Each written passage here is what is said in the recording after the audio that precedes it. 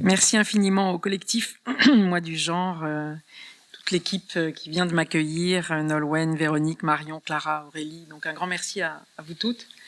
Je suis très contente d'être au paquebot, donc, c'est ça, voilà, d'être au paquebot, et de vous présenter quelques réflexions sur genre, normes et psychanalyse. Et en fait, en voyant l'affiche, que je trouve formidable,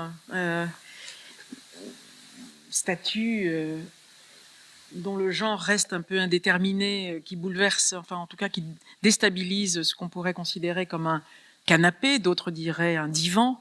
Je trouve que il va s'agir de cela, puisque la figure tutélaire de Freud paraît un peu sévère, sérieux, et en tout cas regarde ça d'un œil un petit peu perplexe.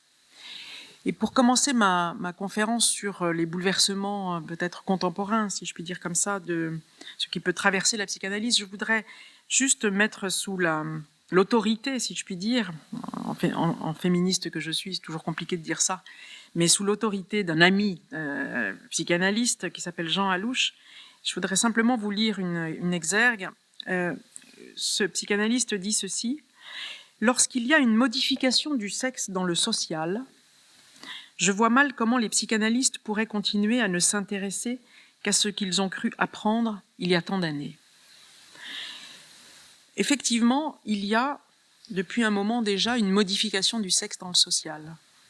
Alors, comme je ne sais pas très bien quelle est la nature ou le degré de connaissance des unes et des autres de la psychanalyse, je voudrais juste faire peut-être pardon pour ceux qui ont les deux pieds et les deux mains, enfin tout le reste dans la psychanalyse, et faire un tout petit rappel quand même sur cette invention de cette méthode thérapeutique dont l'inventeur est Freud. Vous aurez remarqué que je ne dis pas le père de la psychanalyse, mais l'inventeur de la psychanalyse. On ne va pas continuer voilà, enfin, vous me comprenez, à faire du patriarcat sur cette affaire. Il y a une invention thérapeutique, tout début du XXe, qui a, je crois, son importance, bien sûr, en ce qu'elle rompt avec la psychiatrie de son temps. La première rupture épistémologique de l'invention de la psychanalyse, et ça, Michel Foucault le reconnaîtra à Freud, c'est d'avoir rompu avec la théorie de la dégénérescence, qui présidait à l'époque dans la psychiatrie fin 19e, début 20e. La théorie de la dégénérescence était de dire qu'il y avait une espèce de naturalité et de déterminisme à la fois psychique et social. Le maître, si je puis dire, du naturalisme, c'est Zola.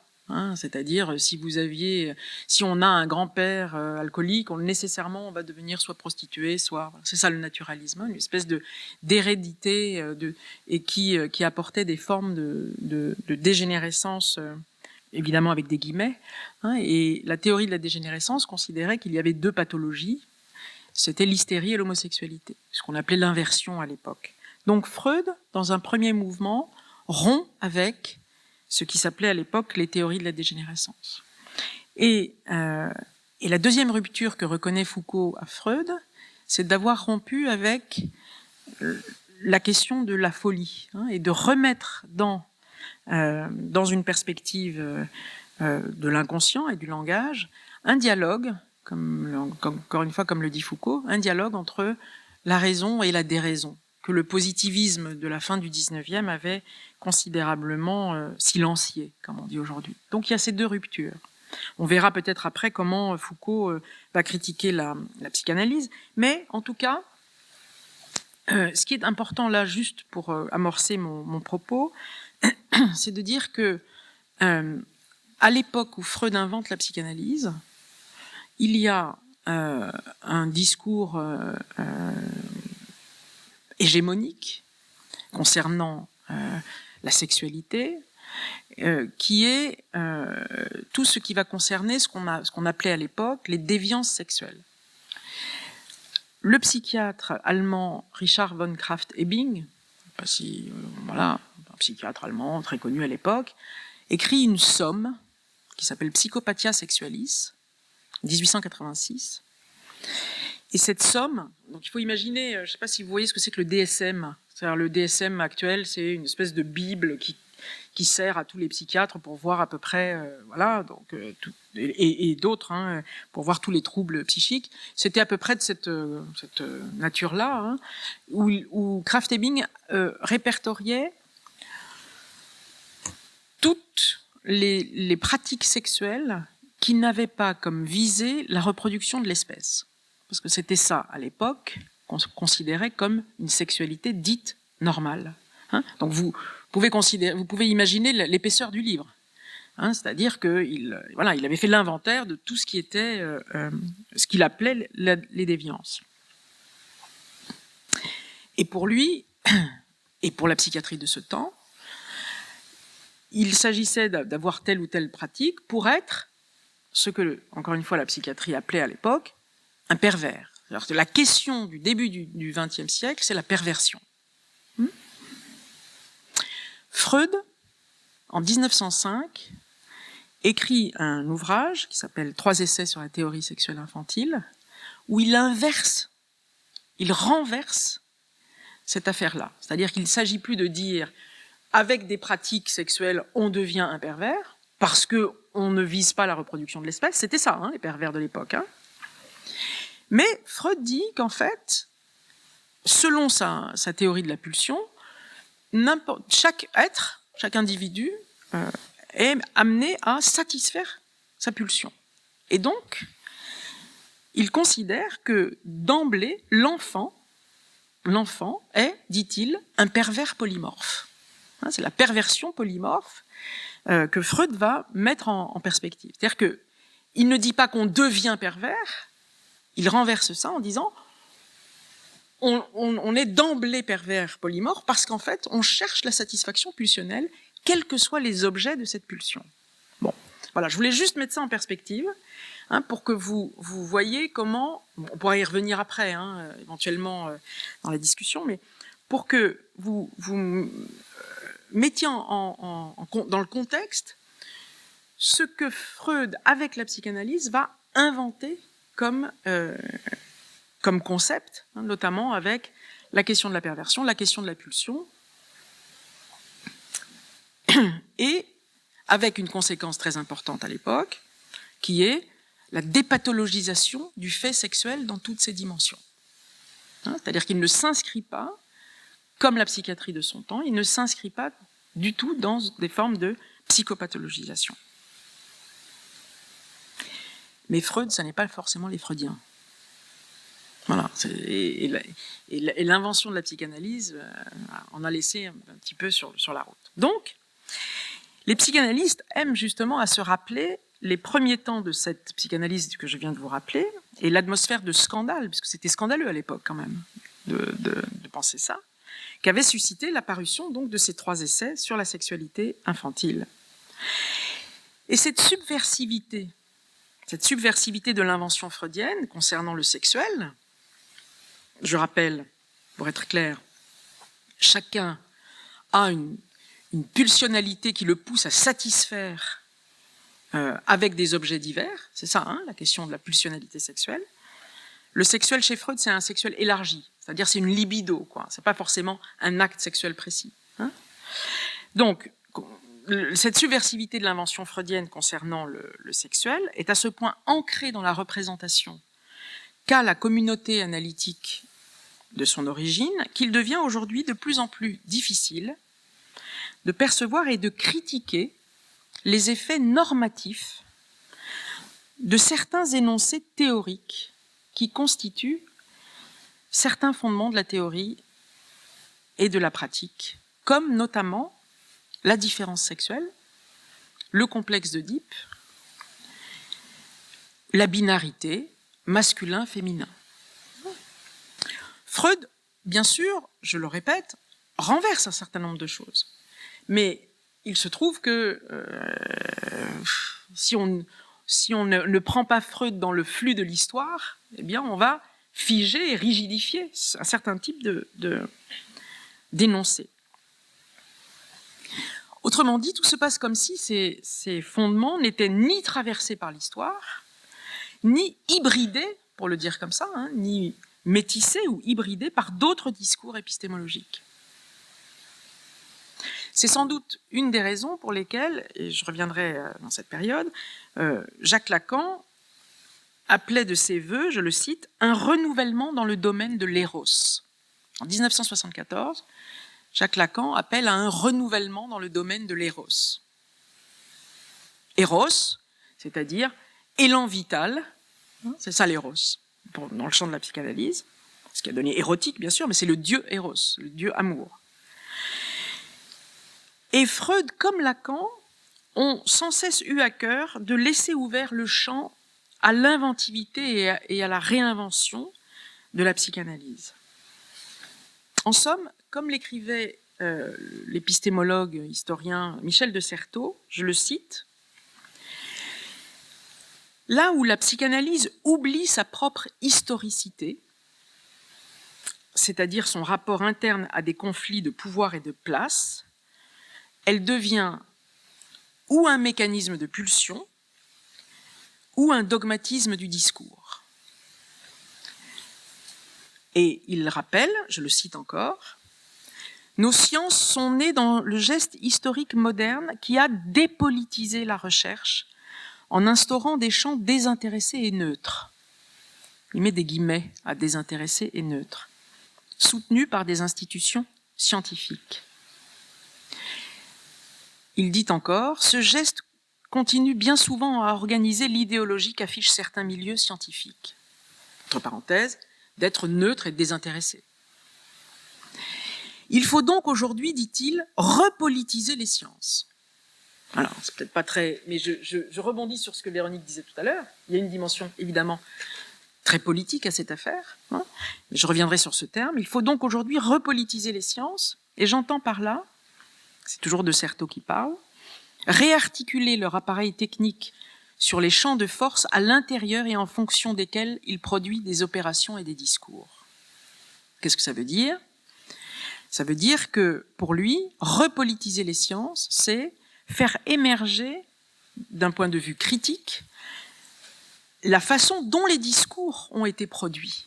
C'est-à-dire, en somme, une forme d'épistémologie critique.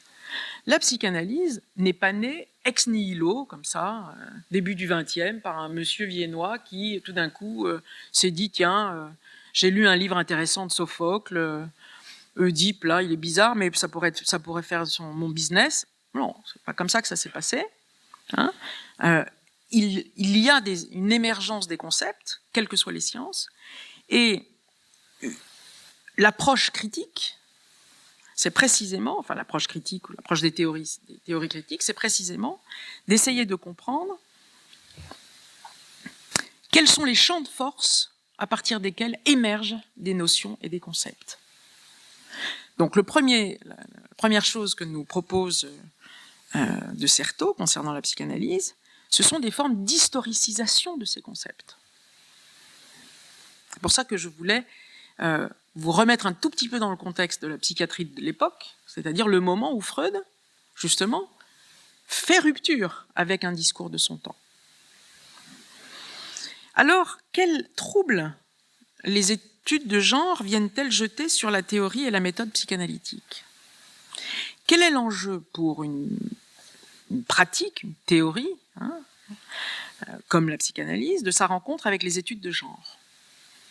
Et ce qui m'a intéressé comme question, c'est pourquoi certains psychanalystes sont-ils si frileux, voire rétifs, voire opposés, voire très critiques de cet outil d'analyse ?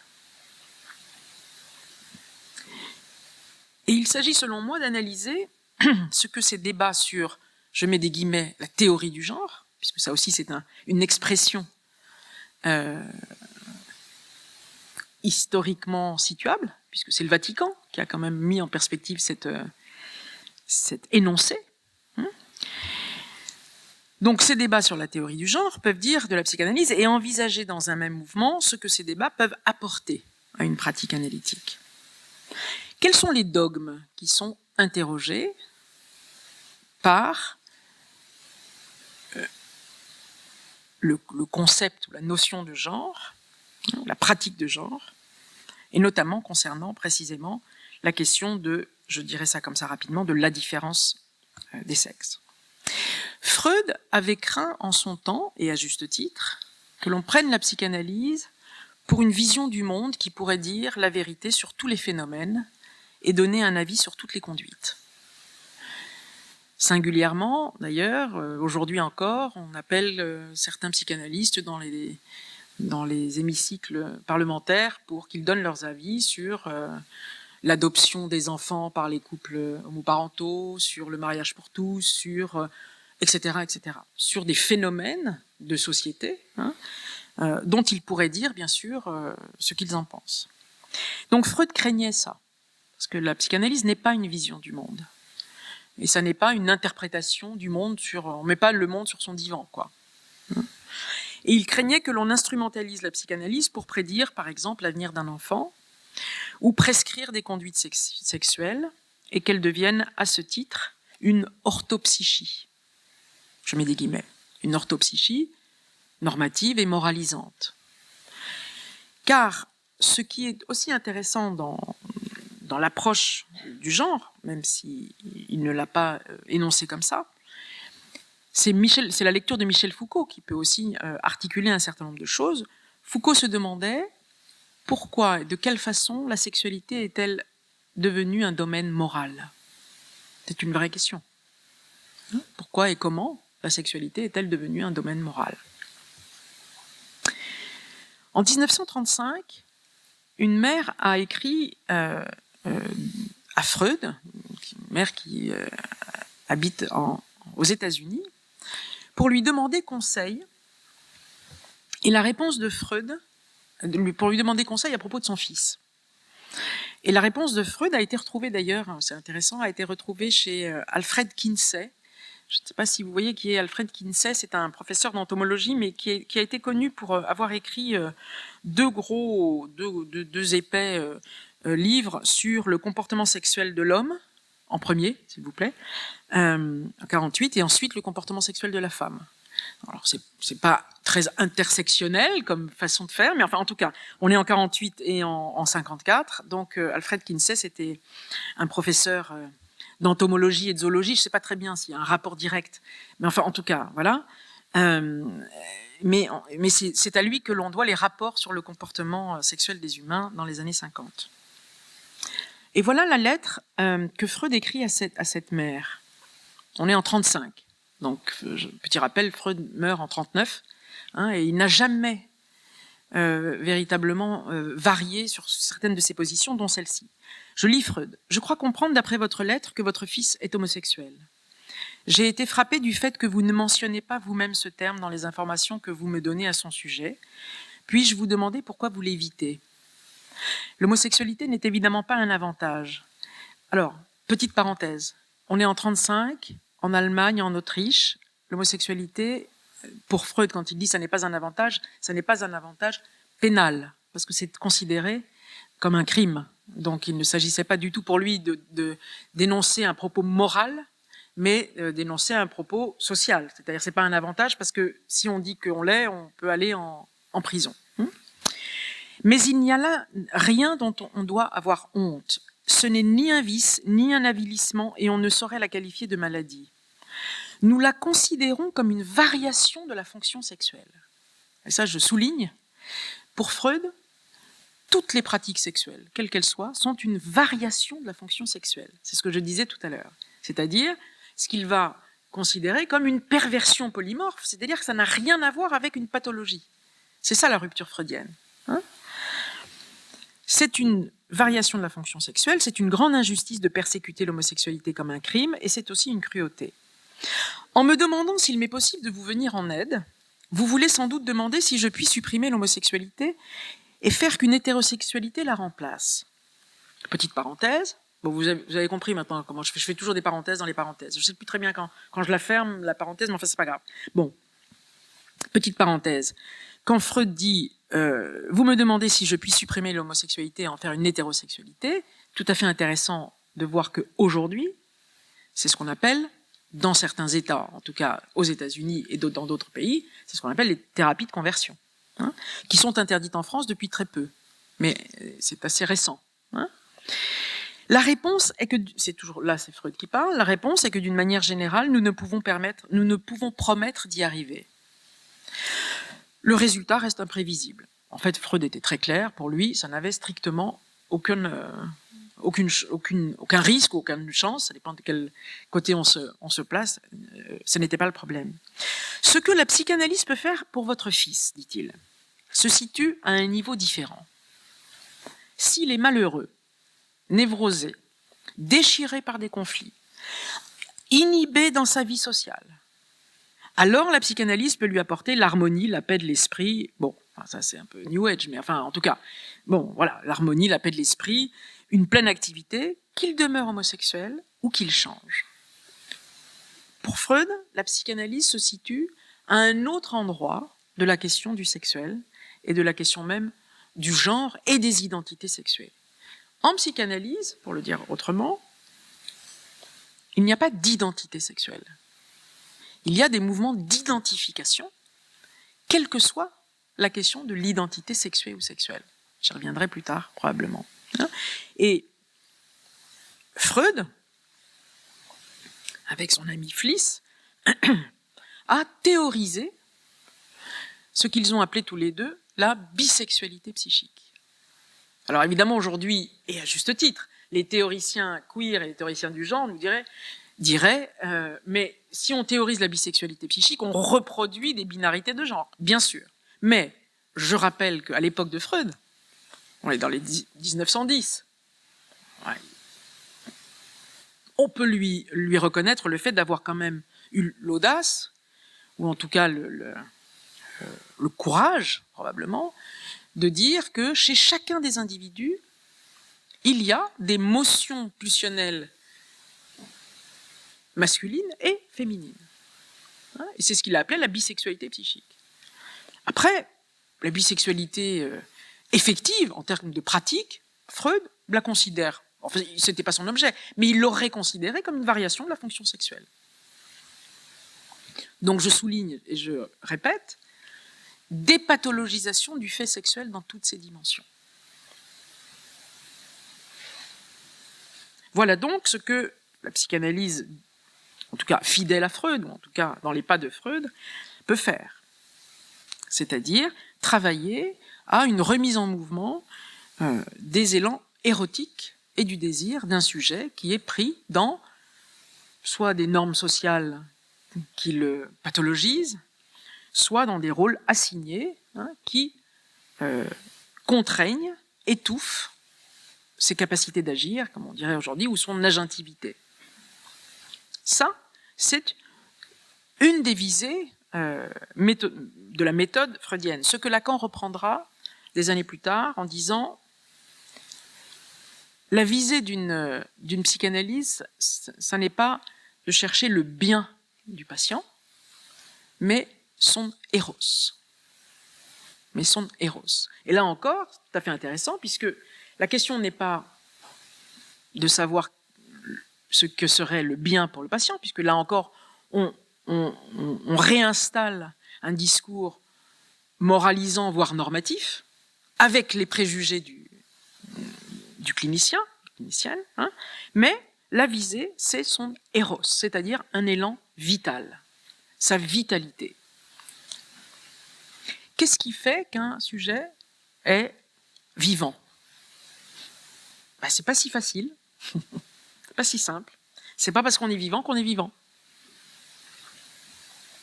En termes d'éros, j'entends, en termes de pulsionnalité, quoi. Et donc, vous dire aussi que, en tant que théorie justement de la sexualité, la psychanalyse a donc eu affaire avec la notion de genre probablement depuis son invention, même si Freud n'utilisait pas ce terme-là. On pourrait dire, c'est une proposition, on pourrait dire que le genre, en tant qu'outil d'analyse, j'y reviendrai, est le retour du refoulé théorique de la psychanalyse. Un retour du refoulé épistémologique. C'est-à-dire qu'il y a eu une espèce de recouvrement sur certaines choses et sur certains éléments, justement, sur certaines notions, Et pour citer un psychanalyste que vous connaissez peut-être, qui s'appelle Jean Laplanche, je ne sais pas si ça vous dit quelque chose. Jean Laplanche est un psychanalyste français qui a écrit des choses tout à fait importantes dans les années 2000, hein, et notamment un livre qui s'appelle « La sexualité élargie au sens freudien ». Jean Laplanche dit ceci, je vais le citer, parce que pour lui, la notion de genre est un impensé de la psychanalyse. Je le cite. Masculin et féminin est la première différenciation que vous faites quand vous rencontrez un autre être humain. C'est-à-dire que là, parenthèse, je commente, vous rencontrez quelqu'un, vous dites, bon, bah là j'ai eu, en tant que clinicien, hein, en tant qu'analyste, ah bah là c'est une femme qui est venue me voir, ou c'est un homme qui est venu me voir. Donc, il dit, masculin-féminin, voilà, vous faites une distinction, une différenciation, et vous êtes habitué, dit Jean Laplanche, à faire cette différenciation avec une certitude exempte d'hésitation. En psychanalyse, dit-il, l'immense majorité, voire la totalité des observations, il met des guillemets, posent de façon irréfléchie au départ, il s'agit d'un homme de 30 ans ou d'une femme de 25 ans. Et il termine en disant, donc il critique ça, il critique cette position en disant, voilà, c'est un homme qui est venu me voir, c'est une femme qui est venue me voir, il critique cette position. Et il termine sa phrase en disant, le genre serait-il vraiment aconflictuel, privatif, aconflictuel, au point d'être un impensé de départ.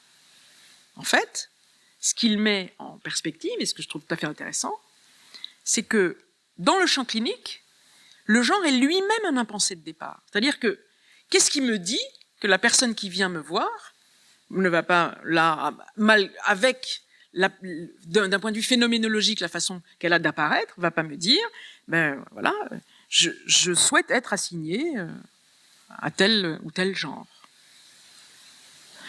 Et donc, ce à quoi invite le psychanalyste Jean Laplanche, c'est de bien faire la différence entre une vie psychique et les normes sociales. Et pour prolonger ça, c'est Lacan qui, en 1974, pour résumer la pensée freudienne, dit une chose que je trouve tout à fait intéressante. Il dit « Il y a des normes sociales, faute de toute norme sexuelle. » Il y a des normes sociales, faute de toute norme sexuelle. D'un point de vue psychique, pour Freud, puisque c'est comme ça, c'est ça son invention, c'est qu'il n'y a pas de normes sexuelles. C'est-à-dire que l'être, poussé justement par le besoin de la satisfaction pulsionnelle, avec n'importe quel type d'objet, je me répète, eh bien, c'est ça la question de la polymorphie. Hein, eh bien, de ce point de vue-là, il n'y a pas de normes sexuelles. Mais sauf que, il y a des normes sociales, faute de toute norme sexuelle. Donc il y a là un conflit entre le champ normatif et le champ psychique. Et donc, l'intérêt de ce que dit Laplanche, de cette avancée donc dans le champ de la psychanalyse, est de faire entendre que la différence sexuelle produit une différenciation et donc une hiérarchisation. Et c'est là, bien sûr, où l'outil du genre va nous intéresser. Hein, c'est-à-dire que une différence sexuelle, je ne sais pas si vous aviez, enfin, pour ceux qui étaient nés, mais dans les années 2000, suivi, et même un peu après, 2000-2010, suivi les débats très échevelés qu'il y avait eu autour de, justement, de la question du mariage dit pour tous, etc. Et donc, il y avait eu beaucoup de critiques et d'affrontements autour de la théorie du genre, je mets des guillemets partout là, hein, la théorie du genre veut effacer la différence des sexes. Mais c'est pas du tout ça, c'est pas ça la question. C'est-à-dire que évidemment qu'il y a une différence. De toute façon, on est sans cesse dans une dynamique de différenciation. C'est-à-dire que on discrimine sans cesse. C'est-à-dire que parler, c'est discriminer. puisque si je dis bouteille, je ne peux pas dire en même temps bouteille et stylo. C'est-à-dire qu'il y a un moment où je vais dire d'abord un mot plutôt qu'un autre. Donc il y a évidemment une différenciation d'emblée. C'est-à-dire que la première différenciation, c'est une discrimination de langage. Je ne peux pas dire deux mots en même temps. Il y a d'abord un mot et ensuite un autre. Bon. La question de la différence des sexes, évidemment qu'il y a une différence des sexes. La question de la différence, ce n'est pas la question de la différence, c'est la question de la différenciation et de la hiérarchisation.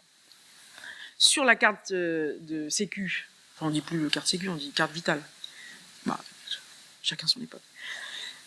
Un, c'est pas deux. Etc., etc. Donc il y a aujourd'hui justement des pays qui ajoutent, différencient, font autrement pour ne pas nécessairement produire des effets de hiérarchisation dans la différenciation. Et là encore, un petit point d'histoire qui me paraît tout à fait important. La question de la différence, là encore, elle est historicisable et localisable. Dans l'Antiquité, mais là je parle sous le contrôle des historiennes, des historiens, si je dis des bêtises, vous me le dites. Dans l'Antiquité, la question n'était pas celle de la différence des sexes, mais la différence des statuts sociaux. De toute façon, il n'y avait pas de femmes, on s'en foutait dans l'Antiquité, ce n'était pas le problème. La question était de savoir si on était un citoyen ou si on était un esclave. Ça, c'est une différence. Donc, la question de la différence des sexes n'était pas modélisable, ou ce n'était pas la norme, c'était la question des statuts. Au temps de l'apartheid, quand il s'agissait de ce qu'on appelait la ségrégation urinaire, pour le dire de façon polie, la question, ce n'était pas les toilettes hommes, les toilettes femmes. La question, c'était les toilettes pour noirs et les toilettes pour blancs. Ce n'est pas le même type de différenciation. Donc, on voit bien là que la question de la différence, elle est elle-même historicisable. Elle est elle-même prise dans les normes d'une époque. Un des points qui me semble tout à fait important là, c'est qu'est-ce que produit comme hiérarchisation une différenciation ? C'est-à-dire qu'est-ce que produit comme hiérarchisation normative, prise évidemment dans des réseaux moraux, une différenciation. Et on peut savoir gré aux théoriciennes de l'intersectionnalité d'avoir ajouté à la dimension de genre, la dimension de classe, la dimension de race. Puisque là encore, on va bien voir comment il va y avoir toutes des formes de normalisation et de hiérarchisation. Et pourquoi c'est important ? Parce que, évidemment, dans n'importe quel type de pratique, alors évidemment, moi je parle d'un point de vue de l'exercice de ma pratique clinique, n'importe quel praticien, praticienne n'est pas exempt de l'intériorisation normative de ces hiérarchisations. Je ne sais pas si je suis claire quand je dis ça. C'est-à-dire qu'en fait, vous êtes médecin, vous êtes professeur, vous êtes éducateur, vous êtes psychanalyste, vous êtes tout ce que vous voulez. On a intériorisé des formes de différenciation et de hiérarchisation. Donc, on sait aujourd'hui, parce qu'il y a des études qui le montrent, comment il y a une approche extrêmement genrée chez les médecins, y compris chez les médecins généralistes. Le syndrome dit méditerranéen. Bon, allez, vous avez mal à la tête, vous avez une petite oppression là, mais vous êtes méditerranéenne, quoi. Ça, ce sont des approches genrées qui sont prises dans des différenciations normatives et qui peuvent évidemment avoir des effets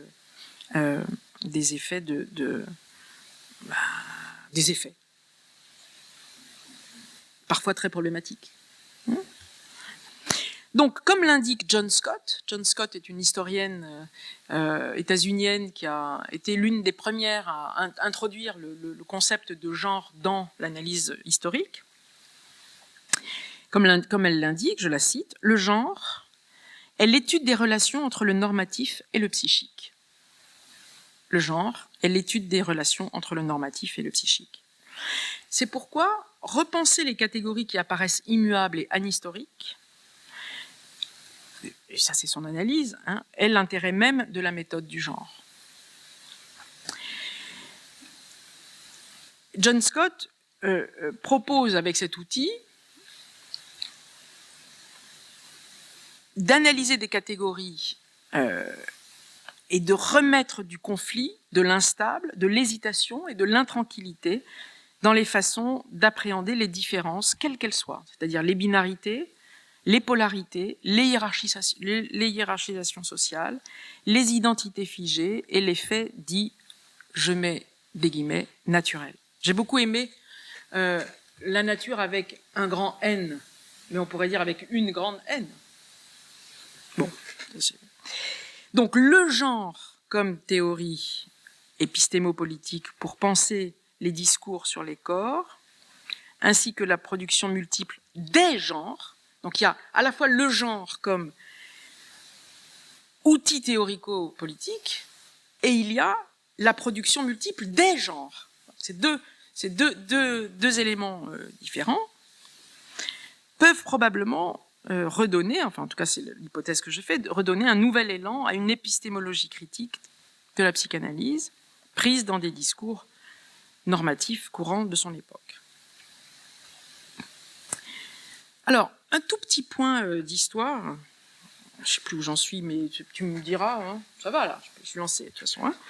Donc, juste un tout petit point là encore de perspective historique, la notion de genre a été introduite dans le champ de la psychanalyse par la voie médicale. Et ça, c'est important parce que la psychanalyse a eu du mal à se séparer, à se différencier de cette affaire-là. La notion de genre a été introduite par la voie médicale.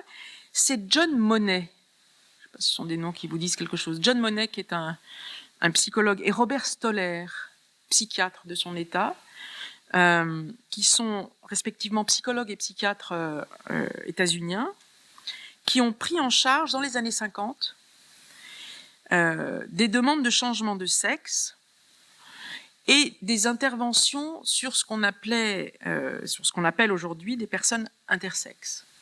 Hein, et le mot gender a été introduit, inventé, pour le dire comme ça, par John Monnet, par ce psychologue américain, qui en 1955 est le premier à parler de gender rules, de rôle de genre. Hein, en 55, donc on est dans les années 50, donc j'aime beaucoup quand on dit « Oh, mais le genre, c'est à la mode ». Bon, c'est une mode qui dure, quoi. Hein, et c'est avec Robert Stoller, donc psychiatre, que et je mets des guillemets puisque c'est un terme psychiatrique, que le transsexualisme va entrer dans le domaine de la psychanalyse. À partir de 1964, ses travaux sur les troubles de l'identité de genre sont publiés et à partir de 1968, il commence à faire autorité et notamment, y compris chez Lacan, chez Jacques Lacan, qui le lit en anglais.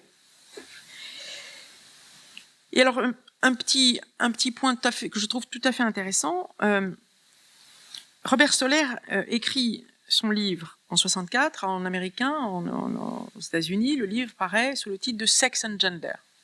Sex and Gender. C'est le premier livre sur cette question-là. Alors évidemment avec une prise médicale, mais aussi sociale, puisqu'il était demandé aux parents, à la personne concernée. Bon, donc il y a quelque chose là qui travaille autour de la question de l'identité de genre. Ces termes-là apparaissent à ce moment-là. Hein. La question d'identité de genre, sex and gender. Alors, petit élément de traduction que je trouve tout à fait intéressant au plan politique. Sex and Gender, paru en 64, est traduit en français en 68 sous le titre suivant. Recherche sur l'identité sexuelle à partir du transsexualisme. Donc Sex and Gender devient recherche sur l'identité sexuelle à partir du transsexualisme. Il fallait être quand même créatif pour traduire le livre de Sex and Gender comme ça. Tout à fait intéressant. On ne sait pas en France, dans les années 70, comment traduire gender. On ne sait pas comment traduire ça. Donc, avant que ce soit introduit le terme de genre, il a fallu attendre assez longtemps. Hein. Donc, la traduction faite chez Gallimard introduit plutôt la dimension clinique et psychiatrique, plutôt que la dimension, justement, de cette notion. Hein, c'est-à-dire, continue de médicaliser, pour le dire comme ça, continue de médicaliser cette notion-là, d'un point de vue du transsexualisme, plutôt que de problématiser, ce que feront les théoriciens de genre et queer après, la notion de sexe-genre. Bon, pour aller vite, mais pour ceux que ça intéresse, vous pouvez vous référer à leurs ouvrages de John Monnet et de Robert Stoller, qui sont aujourd'hui traduits largement. Par exemple, Stoller écrivait dans les années 70 « Bien que le pénis contribue au sentiment d'être mâle, il n'est pas essentiel. » Et Monnet rajoute « Sexe et genre ne sont pas nécessairement dans un rapport de symétrie. » On est dans les années 70, enfin, même avant, puisqu'on est dans les années 55-60, il y a déjà eu... C'est quelque chose là qui est inentendable. C'est-à-dire que, bon, la question de la bisexualité psychique, ça va, mais alors si on commence à introduire la notion du corps, puisque c'est ça que bien sûr va introduire la notion de genre, là, les questions vont être de plus en plus compliquées. Bon.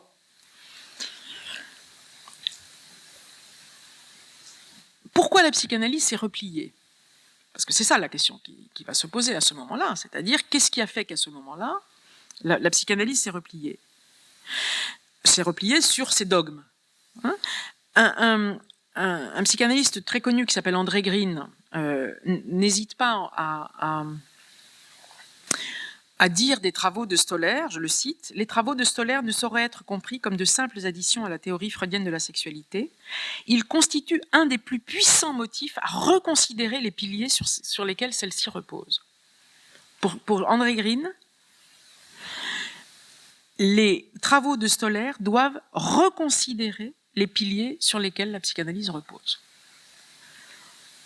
Et c'est quand même quelqu'un d'être très sérieux, André Green. Et puis c'est pas un gauchiste queer, quoi. Enfin, je veux dire, il est très sympathique, mais c'est pas ce que je veux dire. Mais ce que je veux dire, c'est que voilà, c'est quelqu'un d'extrêmement freudien, orthodoxe, etc. Pour lui, il s'agissait de reconsidérer les piliers de la théorie freudienne, c'est-à-dire le complexe d'Oedipe, la sexualité génitale, le rapport binaire masculin-féminin, notamment. Pourtant, il semble que dans les années 70, les psychanalystes certains psychanalystes aient plus ou moins bien vécu ce que Massimo Prearo a appelé le tournant minoritaire. Les années 70, ça ne vous échappe pas, on est juste après 68. Et en 68, il s'est passé des choses. Bon. Et là, il y a une dimension historique qui est extrêmement importante, puisque c'est en 72 que la notion, si je puis dire notion, en tout cas l'homosexualité sort de l'OMS, c'est-à-dire n'est plus considérée comme une maladie mentale, à partir de 72. Et là, ça va être extrêmement intéressant parce que, alors je vous passe les détails de la façon dont ça s'est passé, aux États-Unis notamment, justement, du DSM, et ensuite, bon, bref. Donc, après 68, il y a, avec les mouvements activistes aux États-Unis, avec les mouvements pour les droits civiques, enfin, il y a à la fois des éléments extrêmement actifs, ce qu'on appelait les activistes, les militants, qui travaillent pour la visibilité des minorités, des droits, etc. C'est très important, parce que tout ça est concomitant. Il y a la sortie de certaines pratiques sexuelles, dont l'homosexualité, de la pathologisation. Et en France, en tout cas, je reviendrai sur les États-Unis tout à l'heure, en France, en tout cas, ce tournant 68 va avoir comme effet de politiser la question sexuelle. Et un peu plus même que ça, de articuler sexualité, politique et psychanalyse. Donc il y a, à partir de ce moment-là, des productions d'intellectuels dont je vais un tout petit peu parler, qui vont commencer à bouleverser une certaine psychanalyse que Deleuze appelait familialiste. la psychanalyse familialiste, oedipianisante, va devenir une des premières victimes de ce que l'on va considérer comme les premiers effets de la théorie critique. Alors, petit bornage bibliographique. Je vous l'ai dit, 72, c'est la sortie de l'homosexualité de la pathologisation. En 72, Deleuze et Guattari, que vous connaissez, écrivent l'anti-Oedipe, capitalisme et schizophrénie. Donc, un livre dont ils disent eux-mêmes, quand on leur pose la question de savoir mais pourquoi vous écrivez un livre contre la psychanalyse, et donc Deleuze répond, mais on n'écrit pas un livre contre la psychanalyse, on écrit un livre pour que la psychanalyse reste vivante. C'est pas contre, c'est pour. Donc l'anti-Oedipe, capitalisme et schizophrénie, ça c'est en 72, sort en 72 de Guy Hockenheim. Peut-être que ce nom vous dit quelque chose, c'est l'un des philosophes essayistes de l'époque qui a été l'un des promoteurs de ce qu'on a appelé le phare, le front homosexuel révolutionnaire, et donc qui a été très important pour cette époque-là. Guy Hockenheim écrit un livre qui s'appelle Le désir homosexuel, dit Hockenheim. Ça vous dit quelque chose? Bon, voilà. On aura le temps de la discussion après. Alors, pourquoi je cite ce livre? Parce que, jusqu'à présent, comme ces questions de sexualité étaient considérées comme, je mets des guillemets, pathologiques, les personnes dites concernées, évidemment, ne prenaient pas la plume pour écrire sur leur propre subjectivité. Donc là, il y a un renversement. C'est ce qu'on appellerait aujourd'hui les savoirs situés. C'est ce qu'aujourd'hui on appellerait les épistémologies des savoirs situés, c'est-à-dire qu'à partir de ce moment-là, ce sont les personnes, comme on dit aujourd'hui, dites concernées, qui commencent à dire arrêtons d'être objet des discours des autres, nous devenons sujets de notre propre situation et de notre propre condition. Et donc là, on va voir effectivement, donc on a 72 Deleuze et Guattari, 72 Guy Hockenheim, 73 Monique Wittig, qui est une féministe, essayiste, philosophe, romancière, enfin indisciplinée, quoi. Écrit en 73 Le corps lesbien, là encore, avec quelque chose autour de je suis une personne concernée, c'est moi qui vais pouvoir dire ce qu'il en est de ce désir-là. Notons qu'en 74, Lacan donne un séminaire qui s'appelle Encore sur la jouissance féminine. On est vraiment, à ce moment-là, entre 72 et 76, on est vraiment en France autour de cette production de sexualité, politique, psychanalyse. Ça intéresse tout le monde. Enfin, ça intéresse tout le monde. Pas tout le monde, mais ça intéresse certains intellectuels de l'époque. Robert Castel écrit Le psychanalysme. Luce Irigaray, qui est une figure très intéressante, un peu oubliée, mais une figure de la psychanalyse dite différentialiste, j'y reviendrai peut-être après, mais écrit Spéculum de l'autre femme. En 74, une autre figure du féminisme psychanalytique qui s'appelle Antoinette Fouque, que vous connaissez peut-être, crée Psychépo, psychanalyse et politique. Donc on est vraiment autour de toute cette période-là, extrêmement productive. Et je termine mon bornage avec Michel Foucault, bien sûr, 1976, La volonté de savoir, premier tome de l'histoire de la sexualité. 1976, la volonté de savoir, une charge critique impressionnante contre la psychanalyse comme étant un dispositif disciplinaire de l'intériorisation normative du désir. C'est-à-dire hétéronormativité, patriarcat, etc. Donc entre 72, une première bonne salve avec Deleuze contre la famille oedipienne, papa, maman, bon, ça va, quoi, bon, c'est bon. Et 76, Michel Foucault sur la volonté de savoir, la psychanalyse, dispositif de sexualité, comme il dit, c'est-à-dire un dispositif discursif de la sexualité. Entre 72 et 76, c'est pas beaucoup, 4 ans. Là, la psychanalyse commence à vaciller, enfin, une certaine psychanalyse commence à vaciller, et surtout, ça ouvre le champ aux théories queer et aux théories du genre, et surtout, c'est déjà en train d'être là, hein, mais ça décale le discours médicalisant et pathologisant des années 50 sur le choix d'une identité, etc. Donc là, on est vraiment sur les théories critiques. Donc, petite parenthèse, cette période-là est aussi extrêmement intéressante en termes de production, si je puis dire, populaire, parce que là, je vous ai parlé des intellos, mais il y a aussi tout un intérêt populaire, si je puis dire ça comme ça, tout à fait, il faut voir ça de plus près. En 73, par exemple, une pièce de théâtre qui a eu un succès phénoménal, une pièce de théâtre de Jean Poiret, qui s'appelle La Cage aux Folles. Succès incroyable. Tout le monde y va. Pas que les personnes dites concernées, tout le monde y va. Alors après, vous connaissez les films, etc. Mais au départ, hein, un succès populaire au théâtre, tout le monde va voir La Cage aux Folles. Alors évidemment, bien après, les queers et les homosexuels et les gays de l'époque ont critiqué la caricature de la mise en scène de La Cage aux Folles, mais on est en 73. En France, c'est pas encore dépénalisé, hein. C'est dépathologisé, mais c'est pas encore dépénalisé. Est-ce que vous voyez puisque ce sera en 81.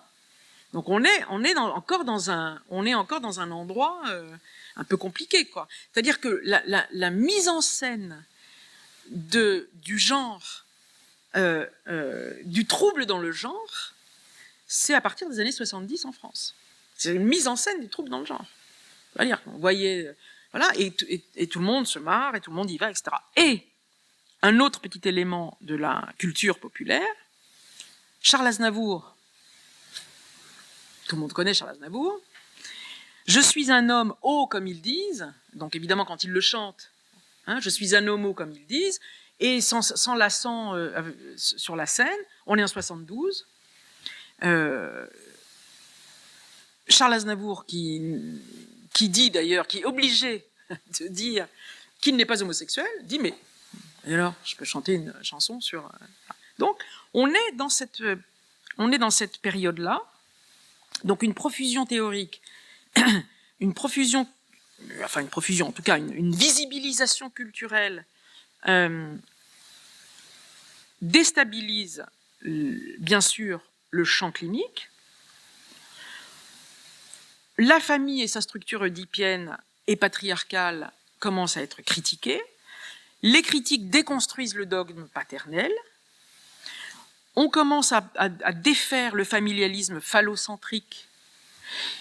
À l'époque, une philosophe littéraire qui s'appelle Hélène Cixous, que vous connaissez sans doute, travaille avec Jacques Derrida et produisent un néologisme qui a donné le phallogocentrisme, c'est-à-dire un logo centré uniquement sur une production de sens masculine, c'est-à-dire à l'époque neutre et universelle.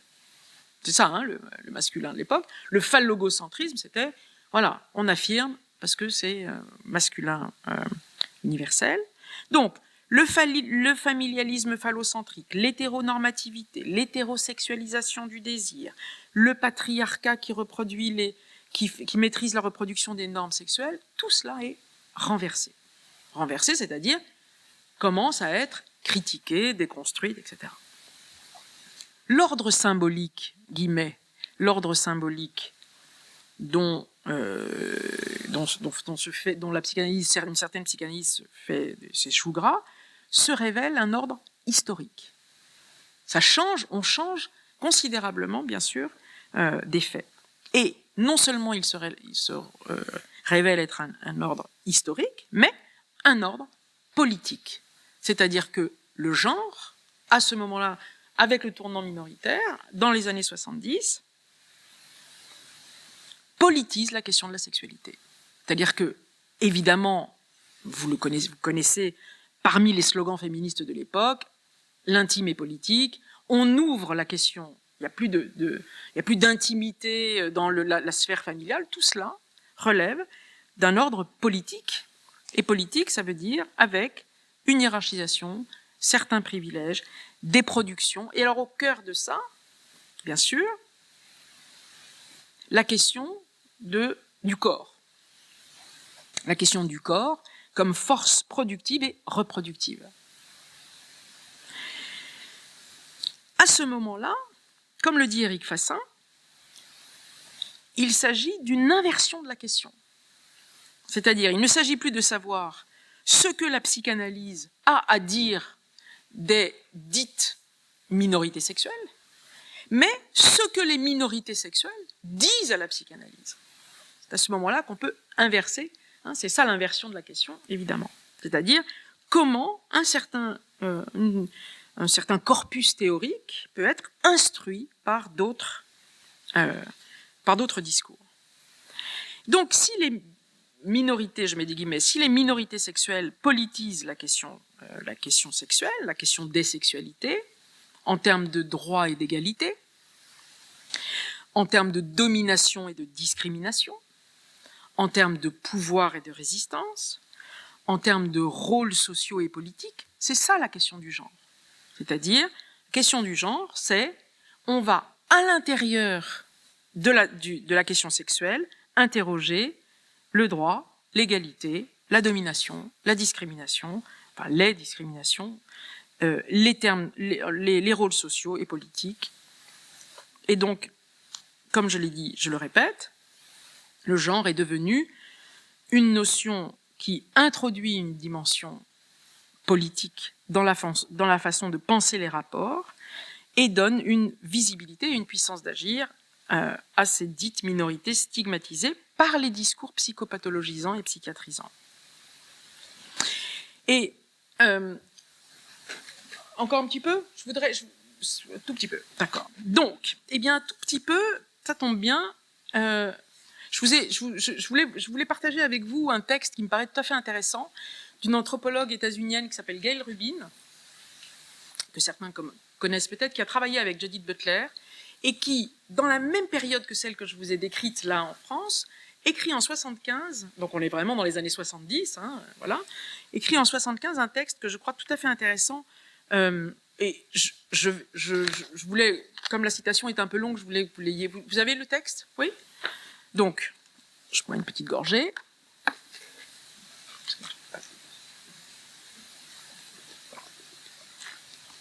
Alors, donc Gail Rubin, elle s'est fait connaître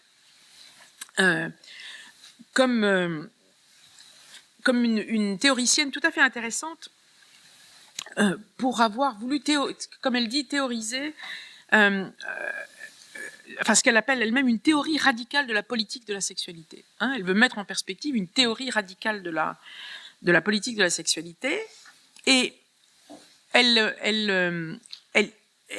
souhaite créer ce qu'elle appelle une éthique sexuelle pluraliste, et elle considère qu'on ne peut pas créer une éthique sexuelle pluraliste si on ne conçoit pas la variété sexuelle. Rappelez-vous tout à l'heure, j'insistais sur le terme de variation sexuelle chez Freud. Gail Rubin reprend, c'est une grande lectrice de Freud, elle reprend ce terme de variété sexuelle, hein, et donc elle dit qu'on ne peut pas créer une éthique sexuelle pluraliste si on ne considère pas la variété sexuelle comme, et c'est son terme, anodine. Et alors c'est très intéressant en termes de traduction. Vous avez compris que la traduction est politique, hein, puisqu'en anglais, le terme qui est employé chez Gail Rubin, c'est benign, c'est-à-dire bénin. Sauf que les traducteurs en français, enfin avec lesquels j'ai pu échanger, ont considéré que si on gardait le terme de bénin, on restait dans le champ médical. Et donc il a été choisi de mettre anodin plutôt que bénin. Donc hein?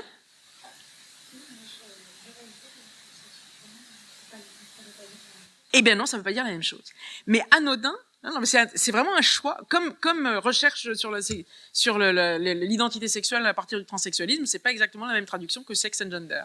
Et donc là, il y a eu vraiment des tas de discussions autour de comment comment justement ne pas reproduire une médicalisation ou une pathologisation du propos, hein, et donc la question a été de traduire par anodin. Bon. Et pourquoi c'est évidemment tout à fait intéressant. Gaëlle Rubin est une Foucaldienne, hein, elle a rencontré, travaillé avec Foucault, et peut-être que vous vous en souvenez, dans vos lectures de Foucault, pour Foucault, ce qui est important, c'est la question du sexe sans sexualité, pour le dire comme ça. Sans sexualité, c'est-à-dire sans le discours moderne sur la sexualité. C'est-à-dire que, parenthèse, et après on va lire le texte, Histoire de la sexualité, c'est 4 tomes, vous le savez, chez Foucault, donc ça veut dire que déjà il y a une histoire de la sexualité, ce qui n'est pas rien, c'est pas la sexualité comme ça, il y a une histoire. Et pour Foucault, le premier volume, La volonté de savoir, ce sont les modernes. Les modernes, ça veut dire que la sexualité est née avec les discours psychopathologiques et psychiatriques. C'est ça la sexualité pour Foucault. Avant, dans le trip gréco-romain, comme on dit, hein, c'est-à-dire l'usage des plaisirs et le souci de soi, c'est-à-dire les 2 tomes sur l'Antiquité, ce sont les aphrodisias, les plaisirs. Et ensuite, le dernier tome, c'est les aveux de la chair, c'est-à-dire la chair. En gros, mais là je fais à la grande masse, les historiens me trouveraient, voilà, on a les aphrodisias, les plaisirs chez les anciens, la chair chez les chrétiens, et la sexualité chez les modernes. C'est ça l'espèce de généalogie de la sexualité chez Foucault. Et la sexualité chez les modernes, c'est l'émergence de ce que Foucault appelle la scientia sexualis, c'est-à-dire la sexologie, la science de la sexualité. Et la science de la sexualité, c'est le moment où naît, où voit l'émergence de la psychanalyse. Est-ce que vous voyez c'est ça le terrain historique de l'affaire. Donc, Foucault, lui, critique la question de la sexualité comme discours, puisque précisément, pour lui, c'est un discours disciplinaire. Bon.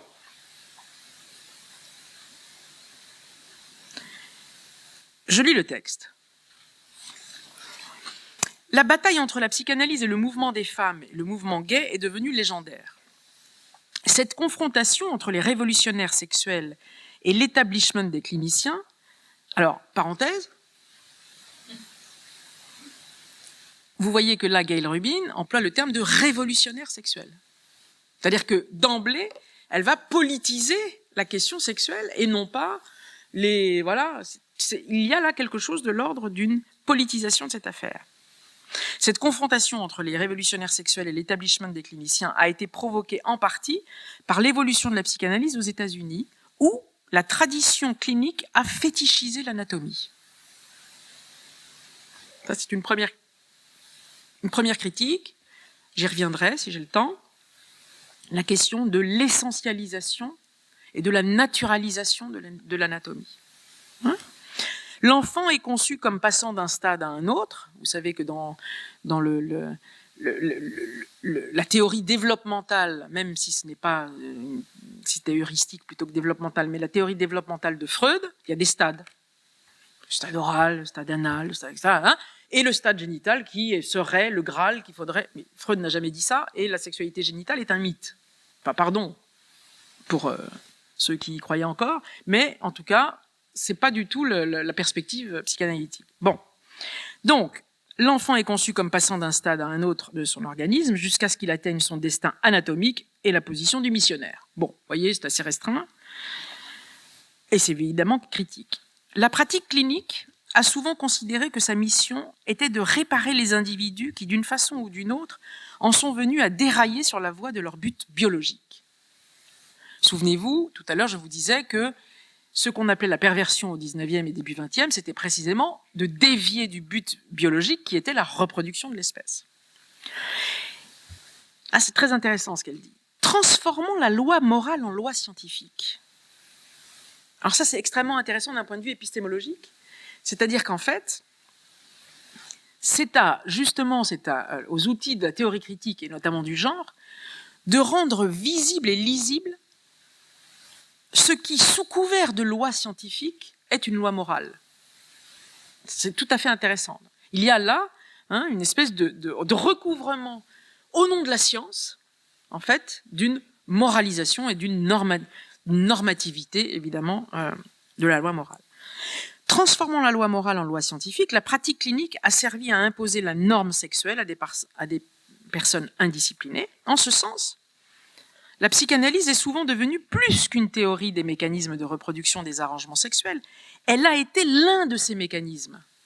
Ça, c'est la critique de Foucault. La psychanalyse a été l'un des mécanismes de l'arrangement, de l'arrangement et des aménagements sexuels. C'est-à-dire en pathologisant, contrairement à ce que souhaitait Freud, mais en pathologisant ou en hiérarchisant des conduites sexuelles, elle a été l'un des mécanismes de reproduction des normes.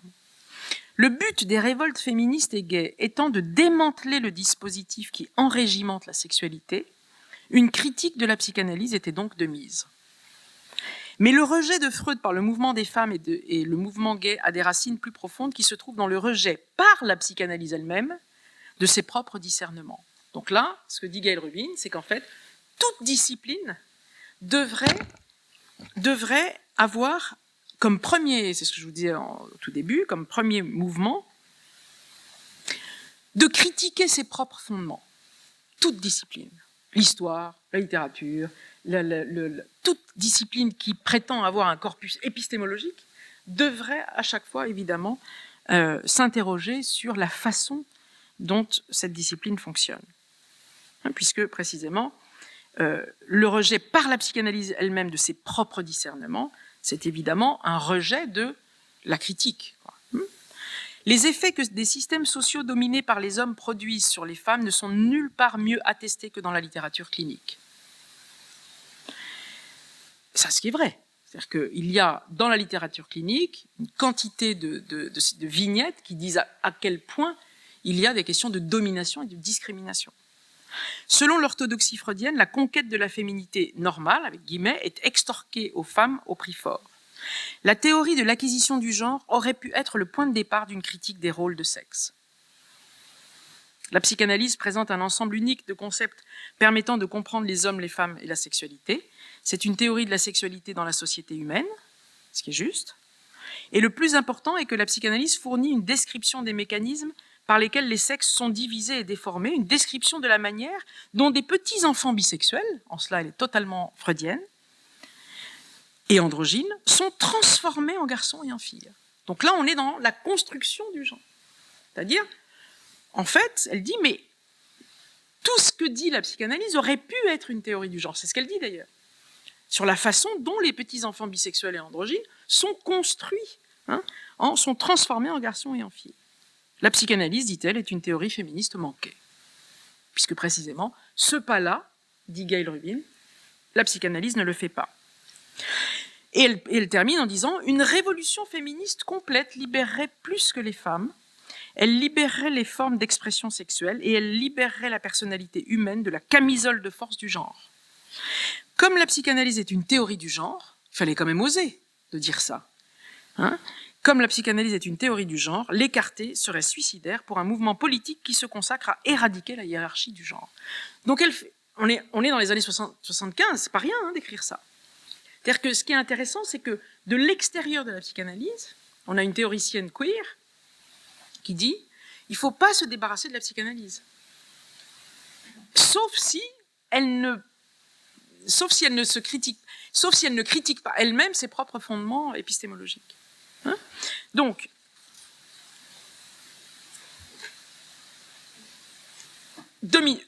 terminé. Je termine avec ça, après on discute. En fait, les 4 grandes critiques qui ont été faites à la psychanalyse par les théoriciens, comme Gail Rubin, féministe et des études de genre, la première critique, c'est la naturalisation et la biologisation de la différence homme-femme. Naturalisation, biologisation, c'est pas la même chose, mais je vais vite, j'ai pas le temps. Donc, naturalisation, biologisation de la différence homme-femme, l'essentialisation et l'ontologie de ces catégories, première critique. Deuxième critique, l'anhistoricisation qui entraîne une forme d'apolitisme de la psychanalyse et une dépolitisation de son écoute. Le complexe d'Oedipe, c'est depuis tout le temps, depuis toujours, etc. Bon. Troisième critique, l'universalisme interprétatif et l'invariant des concepts. Je ne peux pas développer. 4e critique, l'obsession de l'étiologie psychosexuelle est pathologisante. C'est-à-dire, il y a un excès de signification de la sexualité. L'obsession de l'étiologie psychosexuelle. J'avais un prof qui disait, il arrive que parfois, un parapluie soit un parapluie. Je peux terminer là-dessus ?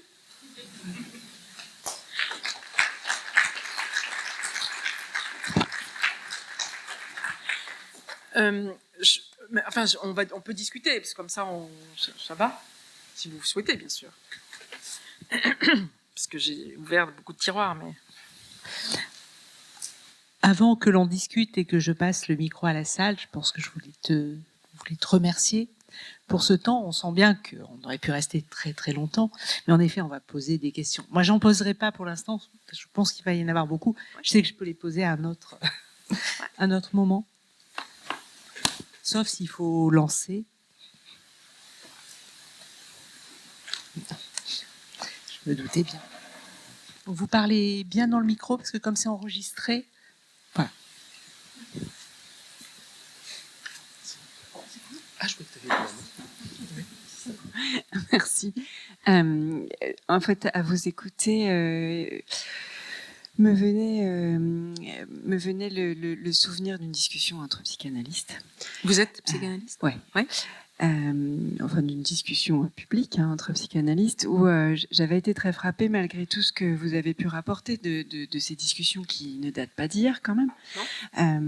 Et où, en fait... il me semble que même chez les psychanalystes, malheureusement, une norme vient vite combler la place laissée par une qu'on aura chassée précédemment, quoi. Oui. Sur la question du genre, je ne sais pas trop comment le formuler, mais sur la question du genre, oui. Il me semble que si aujourd'hui on tend à admettre que il est trop simple de dire que de rapporter le genre au sexe biologique et dans une grande ouverture d'esprit, on admet finalement qu'on puisse passer de homme à femme, de femme à homme, etc. Ce que je trouve très frappant, c'est que malgré tout, il y a une forme, même chez les psychanalystes, encore une fois, c'est là que ça me paraît sans doute plus grave qu'ailleurs, le besoin de se raccrocher à cette forme de binarité et de toujours vouloir finalement en revenir à une assignation qui me paraît rester normative et morale. Je m'arrête là et je vous demande juste une réaction. Quand je fais des cours avec les étudiants qui sont en formation de psychologue avec l'outil de la psychanalyse et du genre, je rappelle une phrase que je trouve assez intéressante de Lacan, qui dit que le contre-transfert, c'est la somme des préjugés de l'analyste. Et qu'en fait, la question de la formation des analystes, des psychologues d'orientation analytique, pour le dire comme ça, c'est d'abord essentiellement la question d'un travail sur ses propres préjugés. C'est-à-dire que c'est ça que je crois qui me semble important, en tout cas c'est de ça dont je me suis saisie moi, qui me semble important dans les études de genre, c'est ce que ces études, c'est la théorie critique et l'étude de genre, ont apporté à la psychanalyse. Pas l'inverse, c'est pas la psychanalyse qui dit quelque chose de ces questions-là, hein, mais c'est évidemment qu'est-ce que disent ces théoriciens, théoriciennes sur l'intériorisation des normes, en fait, de chacun. C'est pas parce que je suis analyste que j'ai pas un inconscient, que j'ai pas une normativité, que je suis pas prise dans mes préjugés. Donc en fait, le premier travail, c'est ça.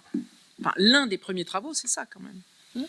Après, sur la question de la binarité, c'est la question de la différence des sexes, c'est ce que je disais tout à l'heure. Ça a l'air d'être une espèce d'invariant, mais comme je le disais, si on considère, mais j'ai plein de collègues qui seraient évidemment pas d'accord avec moi. Sinon, voilà. Mais comme je le disais tout à l'heure, ça fait partie encore une fois, d'un ordre historico-politique, épistémo-politique. Si je me réfère à ce que disait de Certeau tout à l'heure, toute science est politique. C'est-à-dire de considérer que c'est neutre et désintéressé, c'est c'est dire ça du côté du privilège qui est le mien. C'est-à-dire, qu'est-ce qu'on n'interroge pas? On n'interroge pas le privilège dans lequel on est. C'est-à-dire qu'on ne peut interroger que la position de domination, de discrimination qui me contraint. Donc on n'interroge pas la binarité quand elle me sert. On n'interroge pas la blanchité quand elle me sert. On n'interroge pas la classe quand elle me sert, etc. etc., etc. Donc je ne dis pas qu'il faut tout déconstruire et tout faire, etc. Parce que, évidemment, aujourd'hui... mais là, je parle vraiment de la place qui est la mienne d'exercer un métier, enfin oui, un métier, je ne sais pas comment dire autrement, mais une pratique où je peux entendre parfois à quel point certaines personnes sont souffrantes, comme disait Freud dans le texte, c'est-à-dire inhibées par des conflits dans lesquels qui les empêchent, quoi. Ils sont empêchés. Donc parfois remettre de la pulsionalité, enfin c'est ce que je disais tout à l'heure, c'est-à-dire renouveler le domaine d'Eros, ça peut avoir des, voilà, ça peut remettre un peu. Je veux pas que, enfin, je suis pas du tout dans quelque chose de prescriptif quand je dis ça, bien sûr, hein, mais la question de la vitalité me paraît tout à fait importante. Il n'empêche que je ne peux pas faire sans mes préjugés. Donc le travail, ce sont mes préjugés. Et quand je dis ça, je sais bien aussi que les théoriciens queer produisent aussi des normes. Tout discours produit des normes. C'est-à-dire que donc quand je dis ça, je dis pas il faut tout accepter et on est tous d'accord. C'est pas du tout la question en fait. C'est-à-dire de ne pas être dupe du discours qui nous tient et que je tiens. Donc c'est sans cesse une espèce de... Voilà, il faut sans cesse défaire le fil, quoi. Puisque s'autoriser à défaire ou à interroger des normes, ça ne m'empêche pas d'en produire d'autres. Hein, et c'est en cela que la pensée de Foucault est intéressante. C'est-à-dire que quand il dit justement qu'il ne peut pas ne pas y avoir de pouvoir, là c'est un dispositif de pouvoir. Je suis là, je fais comme si je savais plein de choses, vous m'écoutez, vous vous autorisez un peu peut-être parfois, sinon voilà, c'est un dispositif de pouvoir. Donc en fait la question c'est comment on résiste, comme il ne peut pas ne pas y en avoir. La question de Foucault c'est justement produire les éléments de résistance. De ne pas rejeter le pouvoir, parce qu'on va en reproduire. Politiquement, on voit bien comment ça se passe. Hein, mais c'est de produire des résistances à l'intérieur des formes de pouvoir. C'est ça qui est intéressant. Hein, donc, y compris dans les dispositifs et les discours, quoi.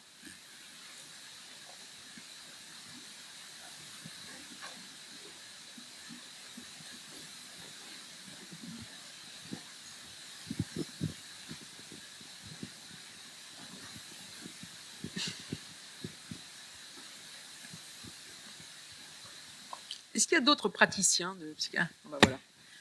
Oui, monsieur? Bonsoir, je suis moi-même praticienne, on peut le dire comme ça. Oui. J'aurais voulu avoir votre regard, si vous êtes d'accord bien entendu, sur votre pratique psychanalytique en tant que féministe, puisque vous vous êtes présenté ainsi tout à l'heure. Est-ce que vous pensez qu'il y a une possibilité aujourd'hui de se nommer, d'avoir une pratique psychanalytique dite féministe, c'est-à-dire une pratique située et engagée politiquement? Et en ça, je fais référence notamment à l'ouvrage de votre consoeur, Sylvia Lippi, hein, et son ouvrage Sœur, qui parle voilà, de sororité. Voilà, je voulais avoir votre regard là-dessus. Merci. Merci de votre question. Alors, c'est une question qui est difficile. Enfin, toutes les questions sont difficiles, mais en fait, alors, Sylvia Lippi, qui est une amie avec laquelle je travaille, avec d'autres, hein, Fabrice Bourlaise et d'autres, on a souvent eu cette discussion sur la nécessité de qualifier la psychanalyse. C'est-à-dire, pourquoi qualifier la psychanalyse? Psychanalyse féministe, psychanalyse décoloniale, psychanalyse queer, psychanalyse matérialiste, psychanalyse, etc., etc. On va trouver une série LGBTQI++, en série, et pourquoi pas une série. Alors, je pense que, enfin, c'est un des éléments de réponse que j'ai pu donner dans cette discussion. C'est une tactique. C'est une tactique parce que, en fait, c'est une façon. Le choix de la qualifier de façon de neutre n'est pas évidemment neutre, évidemment, mais c'est une tactique pour dire que pour renverser, je ne sais pas si je peux dire ça, mais en tout cas pour décaler l'idée d'une psychanalyse universaliste. Il n'y a pas la psychanalyse. Il y a un corpus théorique, il y a une pratique, il y a une méthode. Mais ce qui est intéressant, c'est aussi d'arriver à un moment donné à la disséminer, quoi. C'est-à-dire à créer des formes de dissémination dans l'usage qu'on peut faire de cette pratique pour dire que il n'y a pas un usage universel neutre, parce qu'on sait très bien ce que c'est que l'universel neutre. Il n'y a pas un usage universel neutre et qu'il y a d'autres façons d'appréhender les choses. Voilà, féministe, queer, matérialiste, etc., etc. Bon. Après, si je prends la nature même de l'assertion, le caractère assertif du qualificatif, bien sûr qu'il dit des choses sur la nécessité d'entendre des plis de discours, quoi. C'est-à-dire, vous savez, c'est la fameuse phrase de Lévi-Strauss, on est dans les années 30, bon. Lévi-Strauss tient son journal ethnographique et il écrit tous les hommes étaient partis à la chasse, nous laissant seuls avec les femmes et les enfants. Non, pardon, évidemment je me gourre. Tout le village était parti à la chasse, nous laissant seuls avec les femmes et les enfants. Bon. Ça n'étonne personne. On lit ça, on se dit ah bah tiens, il était resté seul avec les femmes et les enfants, alors que tout le village était parti à la chasse. Bon, si on a une lecture dans les plis, ce que j'appelle une lecture dans les plis, on entend que là, les femmes et les enfants ne font pas partie du village en fait. C'est-à-dire qu'il y a une espèce d'exclusion par l'énoncé qui fait que il y a une différenciation. C'est-à-dire que eux n'appartiennent pas au village, ils font pas partie de la communauté des villageois. Donc c'est quand même quelque chose. On l'aime bien, Lévi-Strauss. C'est pas le problème. Mais c'est ça la dimension, je dirais, féministe, ou la dimension... C'est ce que nous apprennent ces études-là. C'est-à-dire, justement, d'entendre ce qui n'est pas audible, de rendre visible ce qui n'est pas visible, de rendre lisible ce qui a été invisibilisé ou illisibilisé. Enfin, voilà. Donc, en fait, c'est ça la question de la visibilité ou de la lisibilité. C'est-à-dire qu'on est tellement habitué, c'est tout le travail de Monique Wittig, on est tellement habitué, ou du phallogocentrisme dont je parlais tout à l'heure. Ça, c'est une phrase phallogocentrique.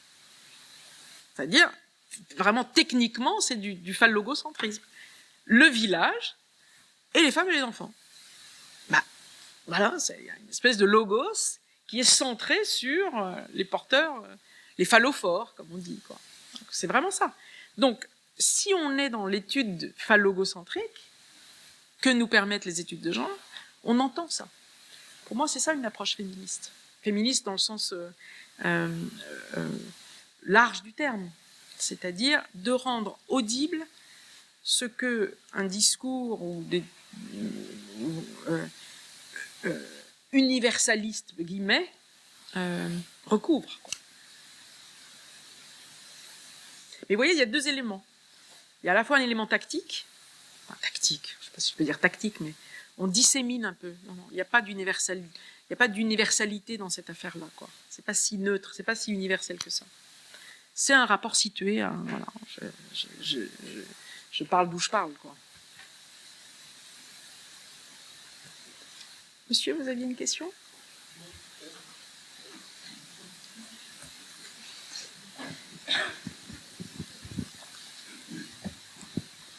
Oui, donc ça marche là ? Oui. puisque vous avez parlé de Lévi-Strauss, justement la question qui me venait, c'est quand vous évoquiez l'historicisation des concepts, et je crois que vous avez dit, si j'ai bien entendu, l'ordre symbolique est historique. Je crois que vous avez dit cela là, tout à l'heure. Oui, Alors sur- juste peut-être une question plus précise. La psychanalyse doit beaucoup à Lévi-Strauss, par Lacan notamment, puisque justement même cette notion de symbolique elle vient bien Absolument. de Lévi-Strauss, de Marcel Mauss, etc. Et dans l'historisation des concepts, alors je vous pose la question, bien sûr on peut déconstruire l'Oedipe, le père, etc. Mais l'Oedipe, ce n'est pas que la question du père. C'est bien derrière la question de la prohibition de l'inceste que Lévi-Strauss justement a théorisé dans son ouvrage. Et donc, peut-être c'est intéressant de se passer de normes, mais inévitablement on retombera sur cette question-là qui structure quand même les rapports sociaux dans l'ensemble de la société et qu'on retrouve évidemment dans la clinique, cette question-là. Merci de votre question. Une chose, Freud n'avait pas encore lu Lévi-Strauss.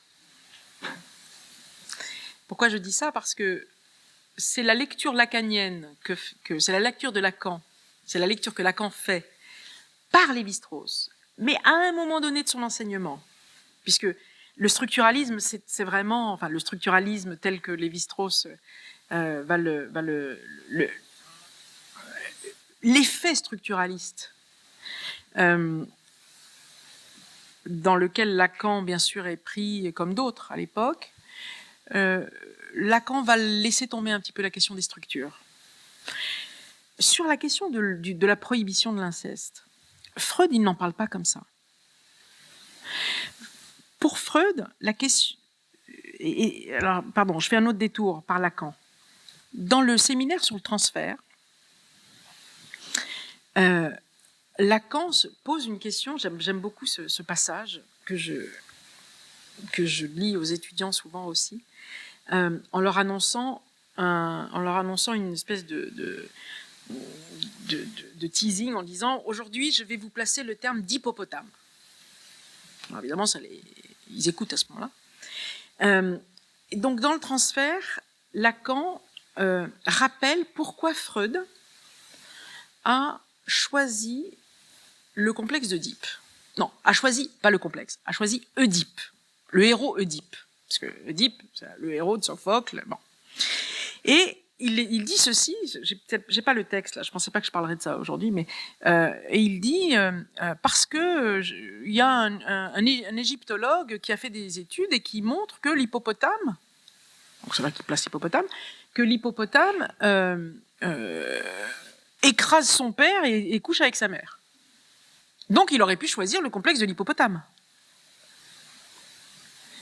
Alors je vous avoue que le destin épistémologique et culturel de la psychanalyse n'aurait pas été le même si il s'était agi de parler du complexe d'hippopotame plutôt que du complexe d'Œdipe. Bon, bref. Donc Lacan dit, mais pourquoi Freud choisit Œdipe? Pourquoi? À votre avis, comment répond Lacan à cette question? Intéressant.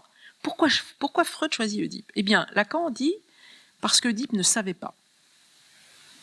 Et que toute la question édipienne, c'est la question du savoir de son désir. Bien sûr, on peut réintroduire la question évidemment, on peut réintroduire la question dans les structures de la parenté, de l'inhibition, de la prohibition de l'inceste, de l'échange des femmes, enfin tout ce que Lévi-Strauss a travaillé sur ces questions-là, bien sûr. Mais à l'époque où Freud invente la psychanalyse, je vous rappelle qu'il invente la psychanalyse précisément sur les fantasmes inconscients, incestueux et meurtriers, en considérant que, de la famille hétérosexuelle. Vous voyez, quand même, ce qui pose quand même problème pour Freud, c'est la famille hétérosexuelle, dont il dit que l'essence de la famille, c'est d'être un meurtre. C'est quand même un peu chaud, quoi. Enfin, je veux dire, comme pour promouvoir la question de la famille, il dit dans Totem et Tabou, il dit l'essence de la famille, c'est celle d'être un meurtre. Et donc, il produit sa théorisation en disant la cellule familiale produit des désirs incestueux et meurtriers. Il y a des normes sociales. Allez-y tranquillement. Il n'y a pas de problème. Au revoir. Au revoir. Il y a des normes sociales faute de toute norme sexuelle. Et donc, la prohibition de l'inceste, elle participe. C'est pas une naturalité.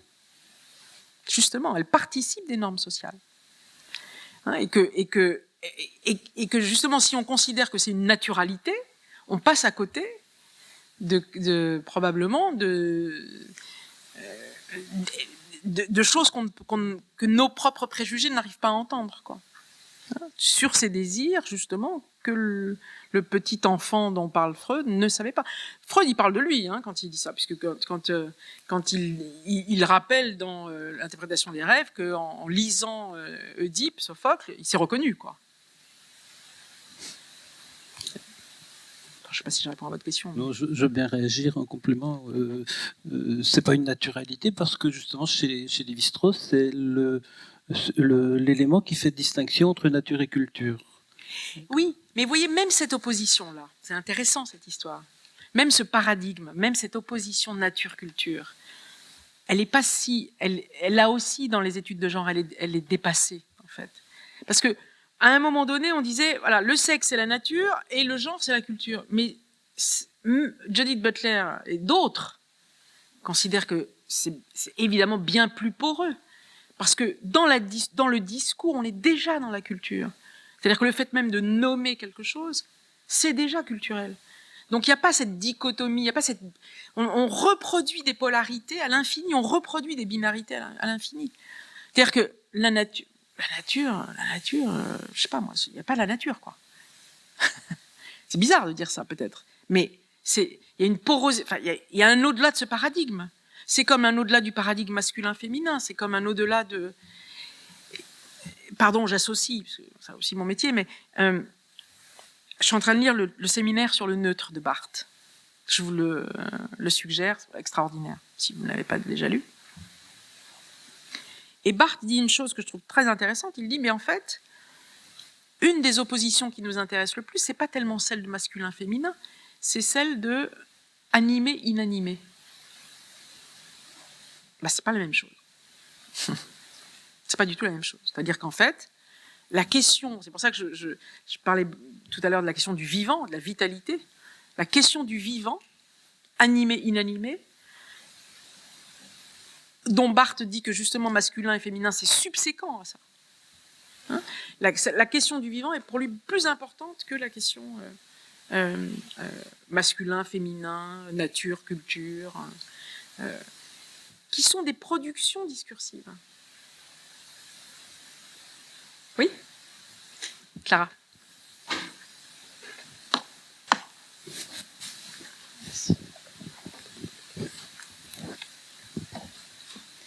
Alors, je trouve concernant justement cette question de la prohibition de l'inceste, ça permet quand même de mettre en perspective ce que vous questionniez justement sur le fait de revoir les fondements d'une science pour assurer sa validité en tant que science. Oui, oui. Concernant l'anthropologie, on a quand même Dorothée Ducy qui a écrit Le berceau des dominations et qui dit que le tabou de l'inceste aurait magiquement interdit l'inceste, alors qu'on sait qu'il est partout et que le tabou, en réalité, ne l'empêche pas, bien, peut-être même bien au contraire.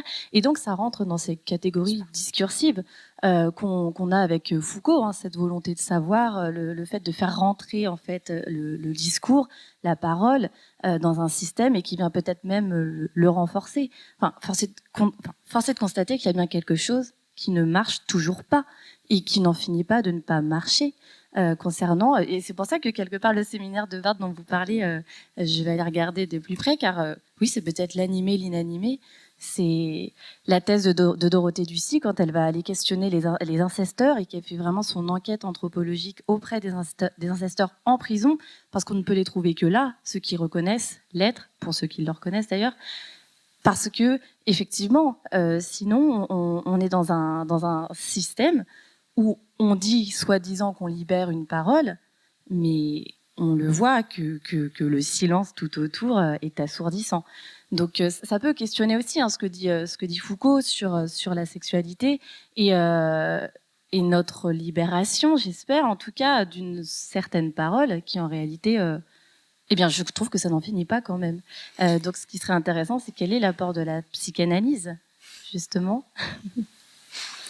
Sur cette histoire de libération de la parole, ça c'est tout un... Dans la dernière phrase de La volonté de savoir, le livre,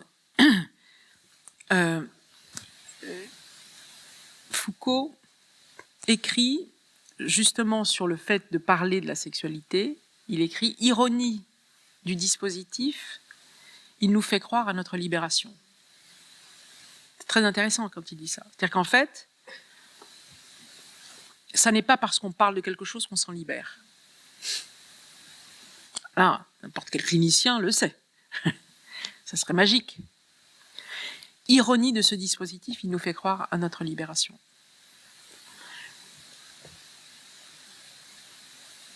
Bon, cette histoire d'inceste, c'est intéressant d'ailleurs que ça vienne dans l'histoire de l'ordre symbolique et de l'ordre historique, parce que c'est à partir de là que vous avez évoqué votre question. Vous avez raison de dire le tabou ne fait pas la structure, quoi. Enfin, le tabou ne fait pas le refoulement.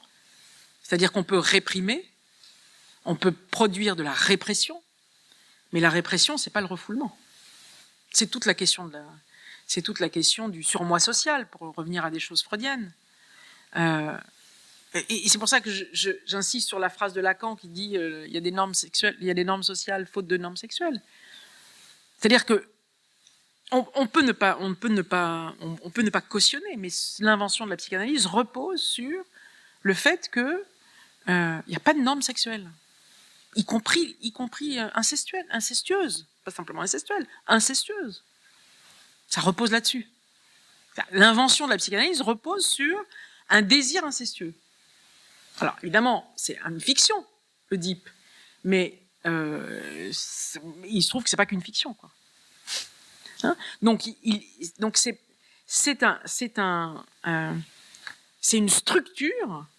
une structure de parenté, pour reprendre Lévi-Strauss, mais qui n'a pas fonction de loi, quoi. Enfin, je veux dire, on peut parler de la loi symbolique, mais ça ne marche pas. Enfin, voilà, c'est ce que vous dites. Alors, si ça marchait, on le saurait. Donc c'est compliqué, cette histoire-là. Je sais pas. De toute façon, là, je ne vais pas dire voilà comment on produit du refoulement, plutôt que de la répression. C'est-à-dire que ces histoires de normes sociales, c'est pour ça que Lacan insiste sur la question de normes. Et dans les années 70, Lacan dit même, et c'est intéressant, il dit que Oedipe ne sert à rien aux psychanalystes. C'est Lacan qui le dit, pas moi. Voilà. Il ne dit pas que ça ne sert à rien tout court, il dit que ça ne sert à rien aux psychanalystes. Qu'il ne saurait plus, dit-il, que Oedipe ne saurait plus tenir l'affiche, dit-il, dans des sociétés qui n'ont plus le sens de la tragédie. Intéressant. C'est-à-dire qu'il n'y a plus le destin qui nous tombe dessus et qui dit, bah là, je suis un petit Oedipe parce que le destin me tombe dessus. Eh bien non. Voilà. Il y a des bouleversements politiques, il y a des choix, il y a des déterminations, il y a etc. etc. Et c'est pour ça que je vous le disais à Louche, lorsqu'il y a une modification du sexe dans le social, comment les psychanalystes peuvent continuer à réfléchir comme au temps de l'invention freudienne? Et il y a bien, c'est ça la question de l'historicisation.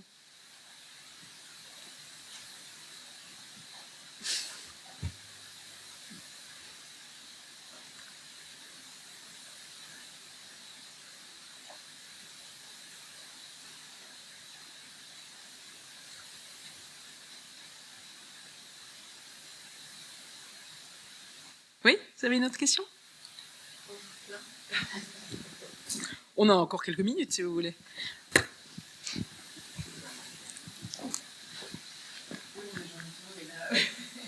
Comme vous voulez. Dites comme ça vient, comme on dit. C'est ça. C'est toujours plus facile à dire qu'à faire le comme ça vient. Eh ben non, une grosse résistance, là non, ça ne vient plus. Voilà, très bien.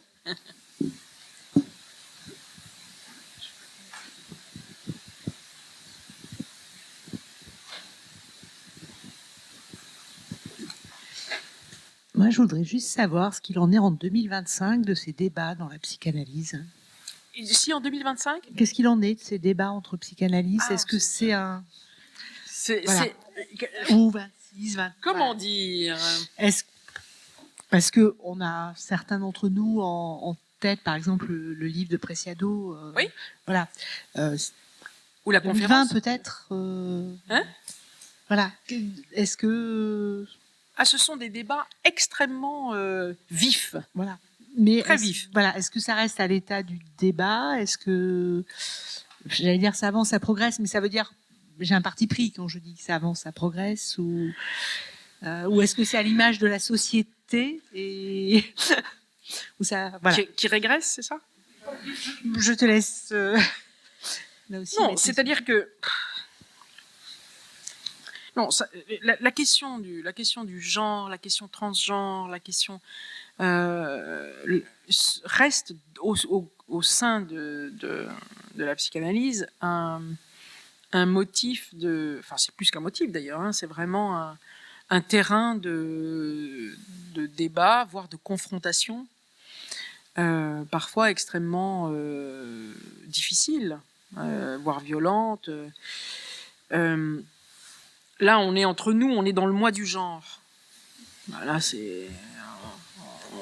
on est dans notre petite bulle. Enfin, à peu près. On est à peu près averti de ce dont on parle. Ce n'est pas le cas partout, ça n'est pas le cas avec tout le monde, ça n'est pas. Quand il y a maintenant effectivement presque une petite vingtaine d'années, introduit un axe de recherche à l'université sur genre et psychanalyse, je n'imaginais pas que ça allait déclencher, comment dire, un peu de trouble, mais je le dis de façon très euphémistique, quoi. Bon, c'est encore un peu le cas aujourd'hui. Il y a eu un moment, bon, il y a aujourd'hui l'outil du genre, parce qu'il y a eu quand même beaucoup de production théorique, il y a des travaux qui sont extraordinairement importants et qui ont contribué à élargir, à dédisciplinariser, mais au sein de la clinique et au sein de la psychanalyse, ça reste encore assez tendu sur ces questions-là. Preciado a effectivement fait une conférence qu'il a publiée. Je suis un monstre qui vous parle. Le propos à destination d'une académie de psychanalystes, enfin le sous-titre inspiré de Kafka. Bon, il dit la psychanalyse doit muter, quoi. Il faut une mutation du paradigme de la différence des sexes, et si vous restez là-dedans, bah, vous êtes mort, en gros. Bon, bah, ça a été reçu diversement, on va dire. Voilà, donc après, ça reste très compliqué. Ça reste très compliqué. Mais ce qui est intéressant, c'est que alors, en dehors même de la psychanalyse, ce qu'on peut en tout cas constater, c'est que les questions alors c'est vrai que le terme de libération est compliqué parce que voilà, mais les questions d'émancipation, si je prends ce terme de la modernité, c'est-à-dire du sujet qui sort de la tutelle, voilà, les questions d'émancipation sont consubstantielles avec vont avec, quoi. C'est consubstantiel avec des mouvements de répression. C'est-à-dire c'est pas consécutif, c'est pas on se libère et ensuite on est réprimé, ça va avec, quoi. C'est-à-dire que les mouvements de libération sont consubstantiels des mouvements de répression. Ce qui veut dire par exemple que les cibles politiques, les premières cibles politiques des des pays autoritaires, voire totalitaires, sont les femmes, les LGBTQI. Donc ce sont les premières cibles, hein, parce que en fait, au cœur de ça, qu'est-ce qu'il y a? Il y a la question du corps, il y a la question de la famille, la question de la reproduction, il y a la question des normes, la question des normes sociales. Et c'est pas simplement en termes de tabous structurants. Ce sont les droits des femmes, ce sont les droits des LGBT, ce sont les droits quand il y en a. Donc c'est d'emblée, dès lors, enfin, je veux dire, on le vit encore aujourd'hui. Donc cette question-là, effectivement, la question du genre, elle est un peu, elle déflagre des choses, quoi, puisque elle défait des croyances, elle défait. Et en plus, quand je dis des croyances, c'est aussi, elle sécularise aussi la question des corps. Elle sécularise la question des corps, la question des. Donc c'est pas rien, c'est-à-dire qu'elle elle remet en question aussi beaucoup la question du religieux, quoi. Donc c'est beaucoup de choses en même temps quand même, hein. Donc c'est des. Et je crois que une certaine psychanalyse féministe, queer, décoloniale, tout ce que vous voulez, est un tout petit endroit, parce que c'est quand même très très minoritaire, mais un tout petit endroit de résistance à ces violences-là, à ces violences discursives en tout cas, et qui peuvent être d'autres violences. Puisque c'est une pratique discursive. Et la pratique discursive a des effets sur le corps. Hein. Il n'y a pas juste le discours d'un côté et le corps de l'autre. Ça a évidemment des effets sur le corps.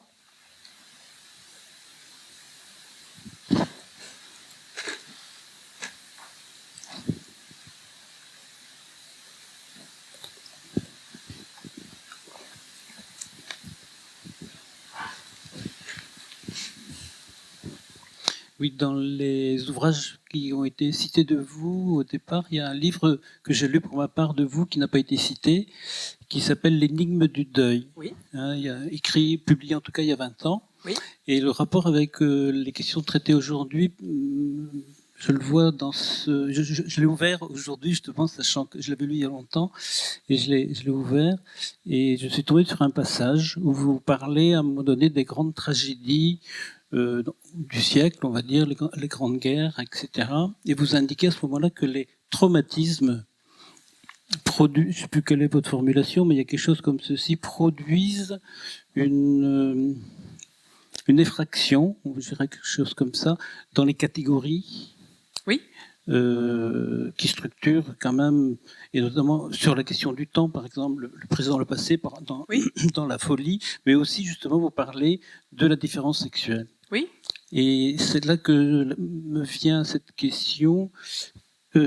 Est-ce que vous pourriez être d'accord avec cette formulation? Est-ce que cette éclosion de cette question à la fin du XXe siècle, à partir des années 50, comme vous l'avez rappelé, n'est pas non plus un des effets ou une suite, une conséquence de ces grandes tragédies qui touchent toutes les familles d'une façon ou d'une autre, enfin qui touchent et qui se... Ouais, c'est très intéressant, avec ça. une question derrière de comment cela se transmet inconsciemment dans les familles. Oui, c'est très intéressant comme question.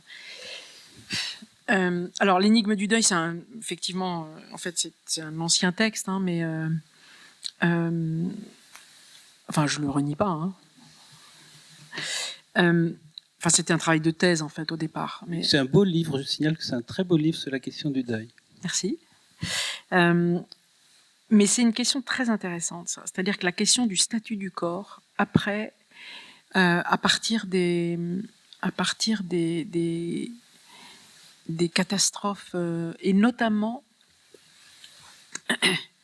à partir de ce qu'on connaît enfin, dans le monde, en Europe, de façon lisible, avec la dite Première Guerre mondiale, c'est-à-dire avec la notion de disparition. C'est-à-dire que le changement, vraiment le bouleversement paradigmatique de la question des affrontements, c'est plus des guerres avec des professionnels. Enfin, voilà. Donc là, on est vraiment dans... C'est-à-dire, c'est une guerre mécanisée, quoi, et qui va produire des disparitions. Et le statut de la disparition des corps produit... enfin, c'était l'hypothèse que je faisais à l'époque, probablement a des effets évidemment de transformation subjective des corps. Enfin, je ne sais pas comment dire, évidemment. Enfin, la disparition a des effets sur les corps, ça oui, ça bien sûr. Mais une nouvelle subjectivité des corps, quoi. Je ne sais pas comment le dire autrement. Après, et ensuite, avec la question de la massification et de l'industrialisation intentionnelle de la disparition des corps, notamment durant la Shoah, on est encore là dans quelque chose qui a un pas supplémentaire dans cette histoire-là. Et je pense que vous avez raison. Je pense qu'il y a là probablement des travaux à faire sur les effets sur les binarités. N'importe quel type de binarité, et singulièrement la question de la différence des sexes. Et même, bon, j'avais pas mal travaillé sur le texte de Freud, Malaise dans la civilisation, donc en 29, où Freud fait vraiment, voilà, il dit vous connaissez sans doute évidemment sa dernière phrase, qui peut prévoir l'issue du combat entre Eros et Thanatos. Bon. Et pendant longtemps, j'ai considéré que c'était une orientation clinique. C'est-à-dire, voilà, il y a les pulsions de vie et les pulsions de mort, et qui peut prévoir l'issue du combat entre les pulsions de vie et les pulsions de mort.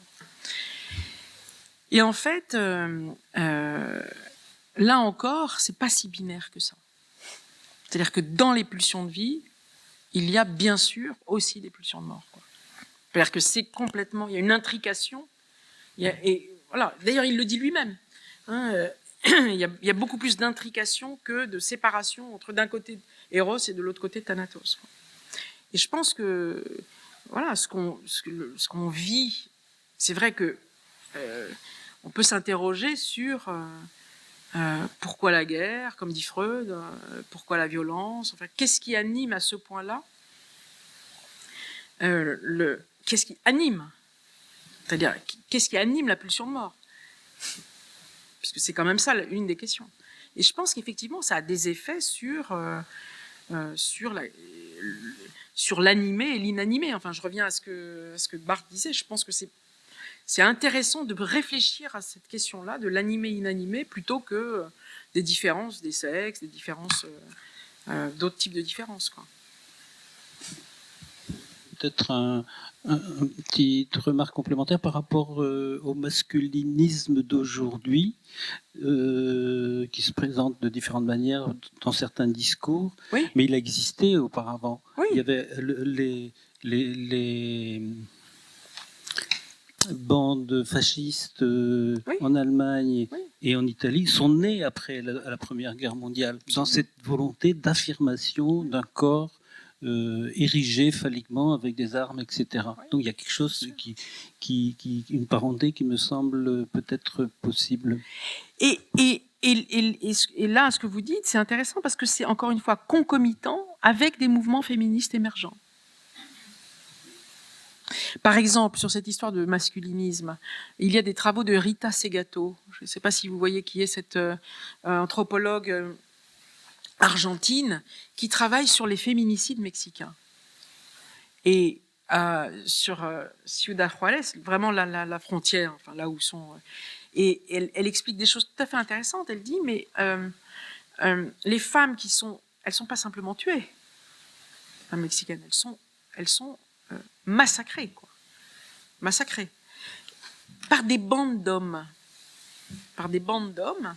Et alors, c'est très intéressant parce que elle analyse ça, et d'un point de vue du genre, c'est tout à fait passionnant, je trouve, en disant, il y a une espèce d'homosocialité masculiniste entre gars qui prennent comme objet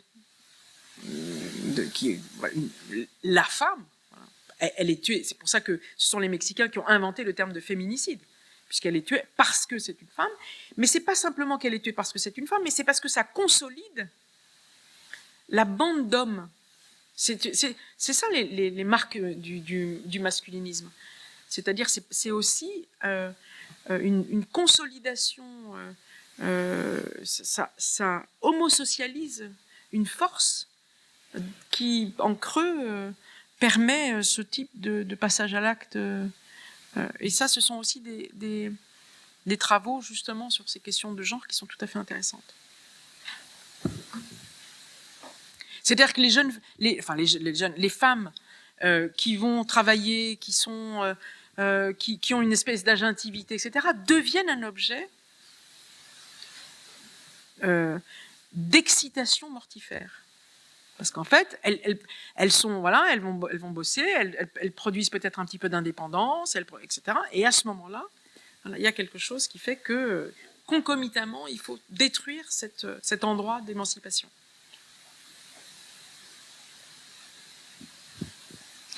Merci à toi pour tout ce que tu nous as dit, tout ce que tu nous as donné à réfléchir, tout ce que tu nous as donné envie de lire aussi, de relire ou de découvrir pour certains textes. Donc merci à toi, parce que je pense que pour ouvrir le cycle de conférences, c'était la bonne conférence. Voilà. Et la semaine prochaine, en effet, la thématique, ça sera le masculinisme. Alors il y a d'autres, d'ici la semaine prochaine, il y a d'autres événements que je vous invite à regarder dans le programme, à vous servir en partant. Et donc la semaine prochaine, dans ce même amphithéâtre, on aura une conférence autour des masculinismes avec Pauline Ferrari, qui a une journaliste qui a travaillé sur ces questions, qui a produit un livre formé à la haine des femmes, avec la fameuse nature avec un grand N ou avec une grande N. Voilà. Merci à toi et puis bonne soirée à toutes et à tous, en espérant vous revoir au fil du mois. Merci.